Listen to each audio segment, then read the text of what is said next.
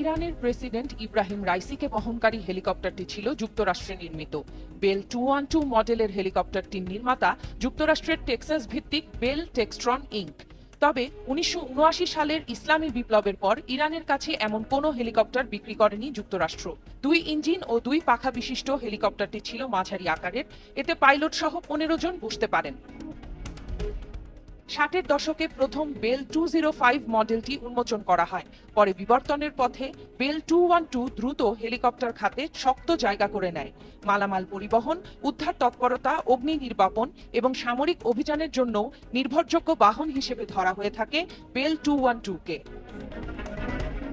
ফার্স্টপোস্ট.কম বলছে, বেশ কয়েক বছর ধরেই দুর্ঘটনার মুখে পড়ার নজির রয়েছে এই মডেলের হেলিকপ্টারটির। যান্ত্রিক ত্রুটির কারণে ১৯৯৭ সালে যুক্তরাষ্ট্রের লুইজিয়ানায় বেল 212 বিধ্বস্ত হয়ে ৮ জনের প্রাণহানি হয়। ২০০৯ সালে কানাডার নিউফাউন্ডল্যান্ডে একটি ইঞ্জিন বিকল হয়ে যাওয়ার কারণে জরুরি অবতরণের সময় দুর্ঘটনার কবলে পড়ে হেলিকপ্টারটি। এতে ১৭ জন মারা যায়।